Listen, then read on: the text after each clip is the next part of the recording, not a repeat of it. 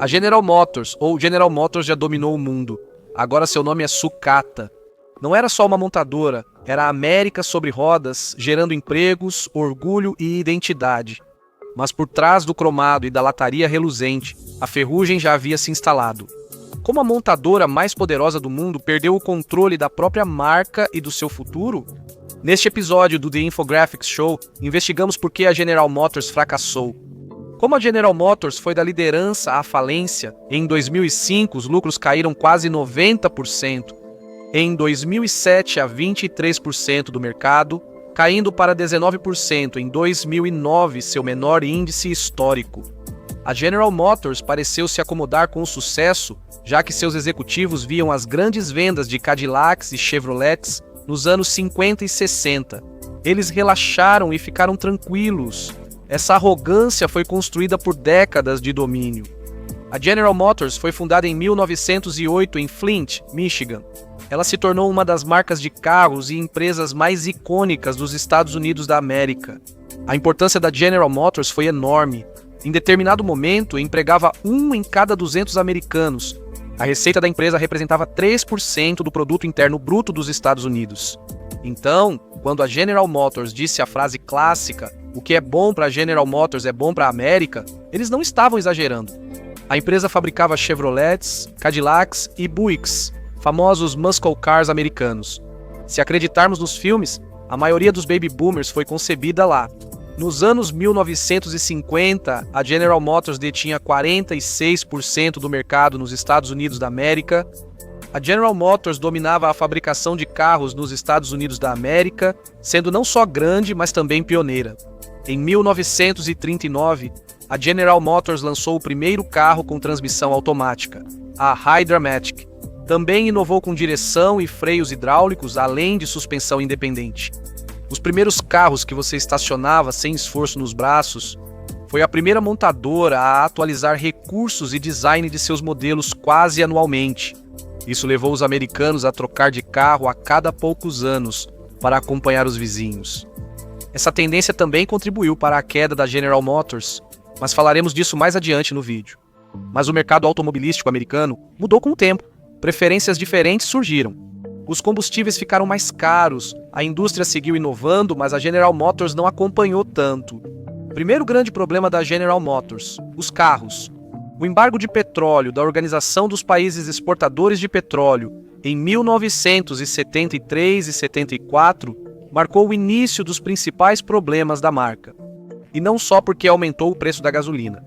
Isso gerou uma percepção intensa de que a dependência de gasolina e petróleo estrangeiro era um problema para os Estados Unidos. Em 1975, foram criados os padrões de economia média de combustível, em resposta a isso, para diminuir carros que gastam muita gasolina e a dependência de petróleo com o estrangeiro. O governo dos Estados Unidos da América exigiu que as montadoras de carros atingissem metas específicas de milhas por galão e reduzissem o consumo de energia, tudo isso enquanto diminuíam as emissões para proteger o planeta e os pulmões das pessoas. A General Motors estava bem abaixo das novas metas e precisaria chegar a 18 milhas por galão até 1978. Faltavam só 3 anos. Hoje isso talvez nem pareça tão ruim. Em 2020, veículos novos faziam em média 25 milhas por galão. Naquela época, os carros americanos eram feras gastonas de gasolina. Um Cadillac fazia só 14 milhas por galão na estrada e Buicks ou Pontiacs não eram muito melhores. Alcançar esse padrão exigiria redesenhar quase tudo internamente. Enquanto isso, carros internacionais como o Toyota Corolla já faziam mais de 30 milhas por galão na estrada. Enquanto motoristas americanos enfrentavam longas filas nos postos, os preços subiam devido ao embargo do petróleo. Ninguém queria abastecer dia sim, dia não, só para ver o dinheiro sumir. As vendas de carros da General Motors caíram imediatamente. Em 1973, a empresa demitiu 86 mil trabalhadores, 38 mil de forma definitiva. Isso era 6% da força de trabalho que saiu quase de repente.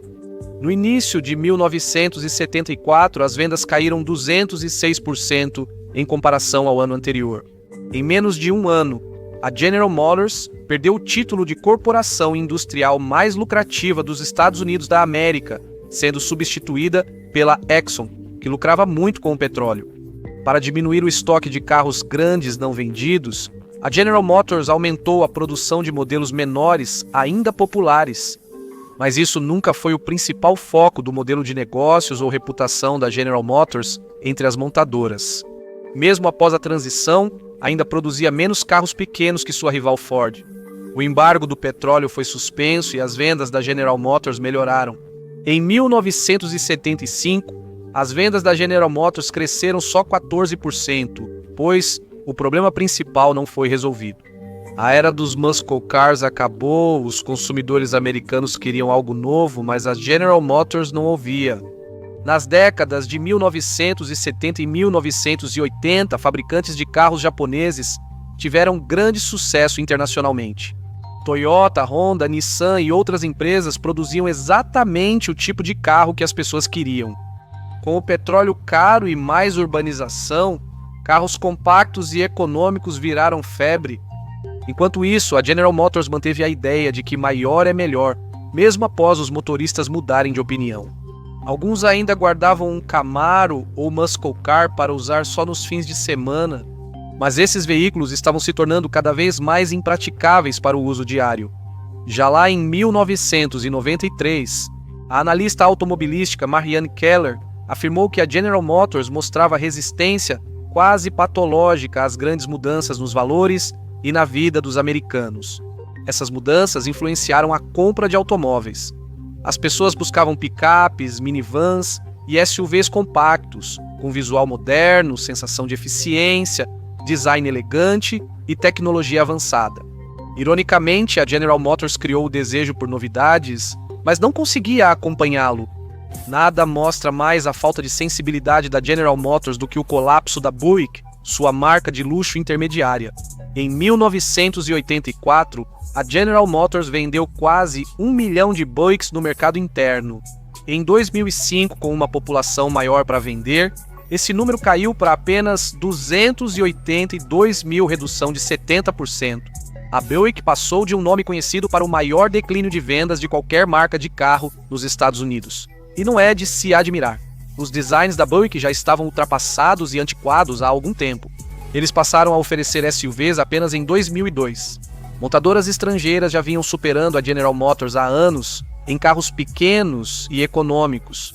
No fim dos anos 1980, Lexus e Infiniti, divisões de luxo da Toyota e Nissan, entraram no mercado premium da General Motors, enfraquecendo sua imagem de luxo. Outras marcas de luxo internacionais, como a BMW, também ganhavam popularidade rapidamente. A General Motors, infelizmente, seguiu dormindo ao volante. Lá na metade dos anos 1980, empresas de pesquisa como o Grupo Vista já alertavam a General Motors de que rivais europeus e japoneses estavam prestes a deixá-los para trás. O relatório indicou que a General Motors deveria produzir menos carros, porém mais luxuosos, com dirigibilidade suave e design elegante. O relatório do Grupo Vista é quase apocalíptico sobre o futuro da General Motors, dizendo que já se ouvem armaduras pesadas nos subúrbios. Pode ser o último ataque à tradicional fortaleza da General Motors, o mercado de carros de luxo. Toyota e Honda estão quase gritando nos portões do castelo. Não sabemos o que mais essas empresas de pesquisa poderiam ter feito para alertar a General Motors e a resposta da empresa. Dan Gorel, então vice-presidente da Strategic Vision, empresa de pesquisa de mercado que atendia a General Motors, disse: "Lembro de um executivo da General Motors afirmar que nunca se preocuparam com a Buick. À medida que envelheciam e enriqueciam, as pessoas engordavam e sempre compravam Buicks para usá-los.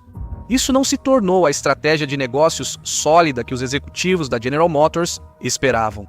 O próximo problema da empresa é que todo o seu modelo de negócios levou ao colapso. Primeiramente, a total desconexão entre a administração, clientes, funcionários e carros, além de tudo que deveria ser supervisionado. Sinceramente, o problema existe há décadas. A executiva financeira Nancy Rotering, que se demitiu frustrada em 1987, disse: "Na sede, a atitude era: somos a General Motors, sabemos tudo, não precisamos mudar." Quando dizemos que os executivos estavam desconectados do resto da empresa, Queremos dizer isso de uma forma literal e física. Na sede da General Motors em Detroit, executivos trabalhavam no 14º andar isolados do restante da empresa por portas eletrônicas duplas. Eles possuíam garagem privativa no subsolo, com acesso direto ao andar dos executivos. Até as refeições eram em salas de jantar privativas. Não se importavam com os clientes e quase não interagiam nem com os próprios concessionários, que poderiam informar sobre as preferências e insatisfações dos clientes. Mesmo com a empresa afundando financeiramente, eles permaneciam alheios aos problemas e soluções. Infelizmente, uma solução sensata parecia impossível para a General Motors, pois em tempos difíceis, a maioria das empresas apenas corta custos para se ajustar. Mas a General Motors não podia, pois muitos custos eram fixos. A General Motors era, de longe, a maior das 3 grandes montadoras. Em 2005, ela ainda contava com cerca de 335 mil funcionários, muito mais que os 30 mil da Ford, mesmo após décadas de cortes. No seu auge, a força de trabalho global da General Motors ultrapassou 80 mil pessoas. Quando o mercado automobilístico dos Estados Unidos da América despencou em 2005, a General Motors foi a mais afetada. Seus altos custos com pensão e assistência médica para aposentados superavam os dos concorrentes. Devido aos contratos rígidos com sindicatos, até fechar fábricas não gerava a economia esperada. O problema vinha de décadas atrás, nos anos 70 e 80, quando as vendas caíram e a General Motors tentou reduzir a United. Os trabalhadores automotivos recusaram renegociar benefícios de saúde para membros atuais e cerca de 40 mil aposentados. Esses benefícios somavam cerca de $1.200 ao custo de cada carro fabricado pela General Motors. Após perder 4 bilhões de dólares em 2005, a General Motors anunciou o corte de 30 mil empregos e o fechamento de 9 fábricas na América do Norte até 2008. O Sindicato dos Trabalhadores Automotivos, United Auto Workers, incluía cláusulas de segurança em seus contratos, garantindo parte do salário e benefícios aos demitidos por um período. Mesmo após cortes, a General Motors seguia no prejuízo. Quando questionado sobre o foco da General Motors, o presidente local do United Auto Workers, Michael Rourke, disse que a empresa deve projetar carros que vendam, o que é justo. Ignorando os contratos sindicais, o modelo de negócios da General Motors era um desastre. Um ex-aluno da NBA de Harvard apontou que o modelo é fragmentado e descentralizado. Departamentos e marcas utilizavam sistemas e processos totalmente diferentes para suas tarefas diárias. Incluía tarefas como preencher relatórios de despesas, pagar fornecedores e integrar novos funcionários. Então, enquanto a General Motors arcava com os custos de ser uma empresa incrivelmente grande, ela não aproveitava tanto quanto poderia as economias de escala. Cada marca tinha contratos próprios para serviços e materiais indiretos. Em vez disso, quando a General Motors tentou mudar essa cultura empresarial consolidando as operações administrativas, a maioria das unidades de negócios não quis. Tudo isso teve um enorme impacto na lucratividade da General Motors. Em 2014, o lucro antes de juros e impostos era cerca de 8%, enquanto o da Toyota era 15,5%. Isso reduziu o investimento em design e inovação, mantendo carros desatualizados e pouco atraentes para os consumidores. Sem contar que o modelo de negócios que originalmente funcionou bem para a General Motors acabou se voltando contra ela, já que a empresa teve que se tornar menor e mais eficiente diante de cada vez mais concorrentes. A General Motors costumava se orgulhar de ter várias marcas para diferentes tipos de consumidores. Alfred Sloan, que comandou a empresa de 1912 a 1956, queria que a General Motors fornecesse carros para todos os bolsos e finalidades. Um executivo classificou as marcas da empresa: Chevrolet para o povão, Pontiac para pobres orgulhosos, Oldsmobile para discretos confortáveis, Buick para ambiciosos e Cadillac para ricos. Em outras palavras, cada marca atraía um segmento de mercado diferente, aumentando a saturação de mercado da empresa. Assim, mais da metade dos carros nas estradas dos Estados Unidos da América nos anos 1950 eram da General Motors. Com a concorrência e mudanças nas preferências, a empresa precisou reduzir e adaptar seus carros para atender os consumidores. o que significa que as vendas de carros de uma divisão muitas vezes canibalizam as vendas das outras. A General Motors também usava um fabricante interno de autopeças. Isso era parte da estratégia de integração vertical total da empresa. Então, não só os clientes teriam todas as suas necessidades de carros para qualquer finalidade atendidas na General Motors, como também receberiam todas as peças e peças de reposição da própria empresa. A maioria dos concorrentes terceiriza peças para contratos desde os anos 1970. A competição pelos contratos permitia à Toyota obter peças mais baratas, muitas vezes com qualidade igual ou superior à produzida internamente pela General Motors. A General Motors só adotou essa estratégia em 1999, quando separou sua fabricante de peças, a Delphi, transformando-a em uma empresa independente e finalmente começou a buscar fornecedores de peças mais baratos ao redor do mundo. Isso resumiu o maior problema da General Motors: perdeu a competitividade. A empresa ignorou as tendências do mercado e as mudanças da indústria, sempre reagindo anos, às vezes décadas, tarde demais. Por fim, a General Motors enfrentou escândalos por defeitos em seus veículos, prejudicando sua reputação. Em resposta a uma enxurrada de carros com tração dianteira internacionais que estavam superando muitos fabricantes de automóveis dos Estados Unidos da América, a General Motors decidiu fazer sua própria versão. Eles atenderiam à demanda dos consumidores. Então, no final dos anos 1970, a General Motors iniciou o projeto X-Car, que foi um desastre tão completo e absoluto que o governo dos Estados Unidos da América teve que intervir. Os X-Cars foram rapidamente desenvolvidos para tentar reverter a queda da participação da General Motors. Eles também seriam oferecidos para 4 marcas da General Motors: Chevrolet, Oldsmobile, Buick e Pontiac, sob nomes diferentes, obviamente. Como o carro seria usado por 4 divisões e precisava chegar rápido ao mercado, a General Motors decidiu que elas colaborariam no design e engenharia.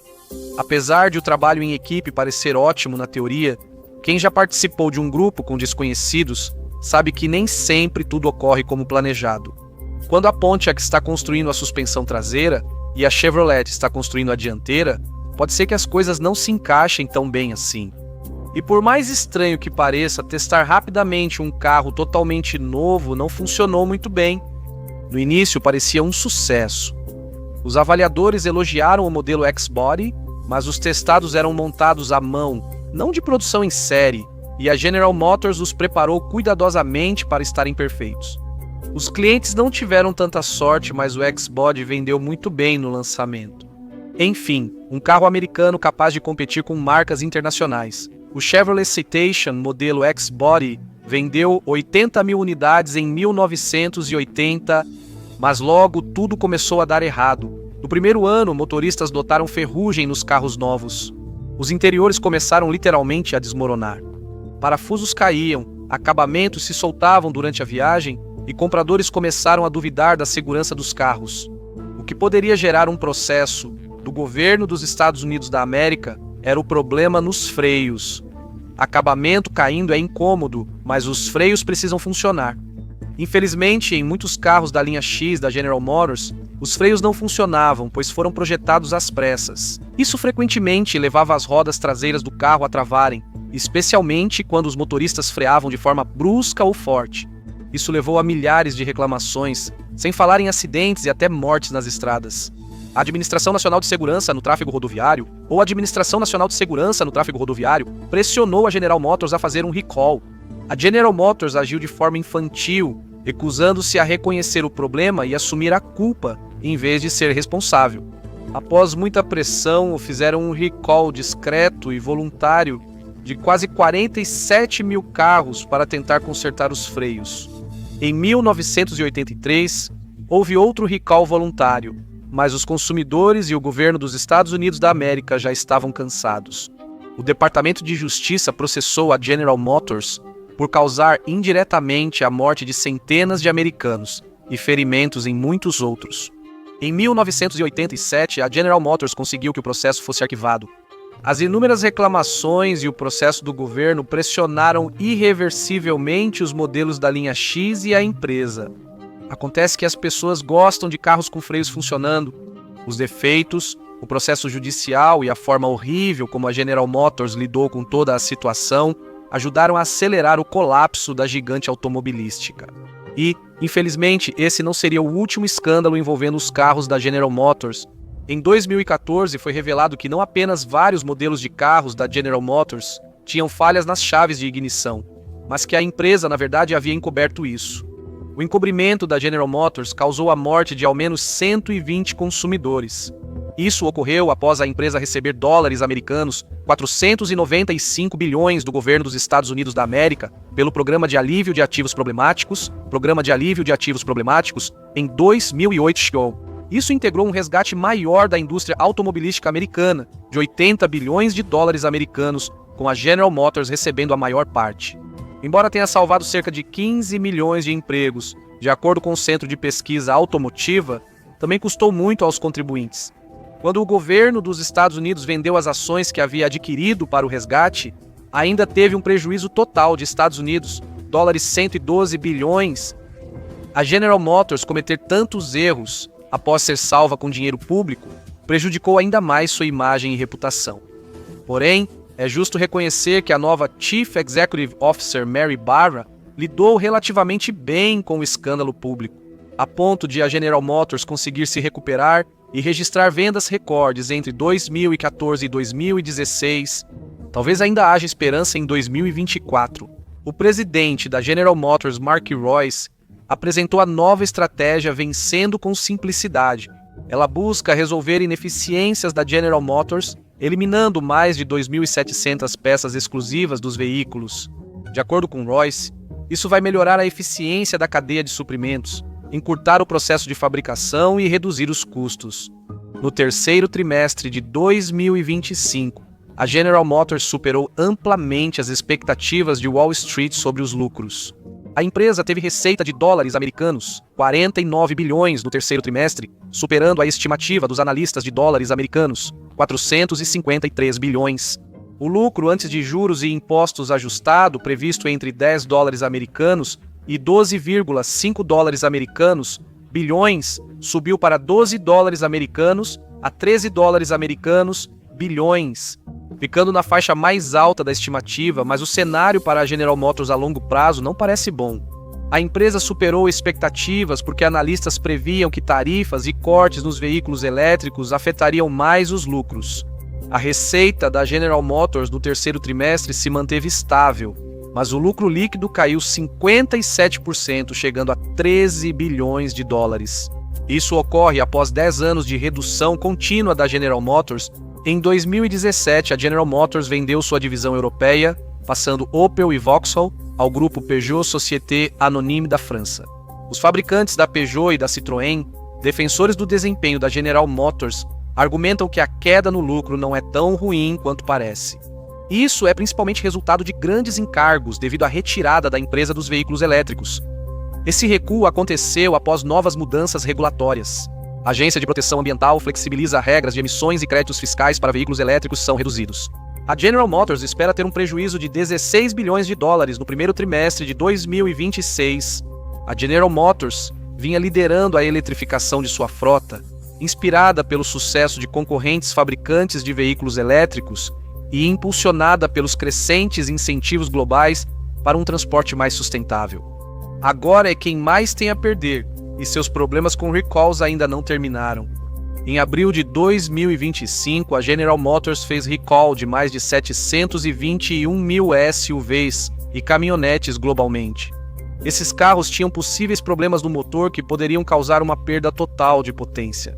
Como esperado, ocorreram acidentes e a General Motors precisou fazer recall de vários carros produzidos entre 2021 e 2024. Imaginamos que isso é melhor do que encobrir e não fazer recall, mas ainda não é o ideal.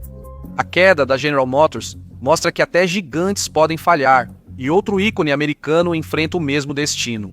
Veja o real motivo do fracasso do McDonald's e entenda por que os arcos dourados estão perdendo destaque, ou clique neste vídeo.